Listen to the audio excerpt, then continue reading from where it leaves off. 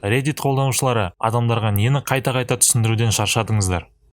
Видеоны бастамастан бұрын достар, TikTok профильге кіріп, YouTube батырмасын басып, менің арнама жазылып кетіңіздер. Барлық видеолар біріншімен осы YouTube арнада шығады. Маған достарымды немесе кездесетін қызымды табу оңай емес. Басқалар үшін бұл дүкеннен нан алып келгендей оңай көрінеді. Мен программистпін, мен компьютер жөндемеймін, мен программалар жасаймын. Сол үшін маған бұзылған ноутбуктерімді әкелудің қажеті жоқ. Не үшін көп сөйлемейтінімді, маған адамдардың «Сен неге үндемейсің, сен неге әңгіме айтпайсың?» деген сұрақтар ұнамайды. Мен жай ғана сөйлескім келмейді. Менің бөлмемнен шыққанда есікті жауып жүруді. Балалы болуды қаламайтынымды, адамдарға бұл нәрсе вообще түсініксіз. Мен жай ғана қаламаймын.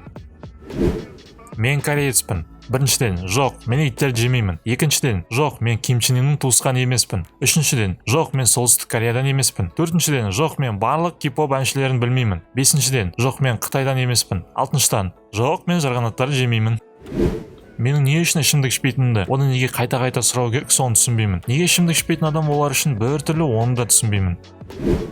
Иә, менің бойым ұзын, иә, менің ата-анамның да бойлары ұзын. Бірақ мен баскетбол ойнайды деген сөз емес қой, ұзын болсам, соны қашан түсінеді екен? Байкер, роккер емес екенімді. Адамдар менің сақалым мен татуировкама қарап солай ойлап қалады. Ал сен тағы да басқа қандай нәрселерді адамдарға түсіндіруден шаршадың? Комментарийға қалдырып отыр. Және де біздің YouTube арнамызға жазылуды ұмытпа, өйткені ол жерде видеолардың барлығы толық нұсқада және тезірек шығады.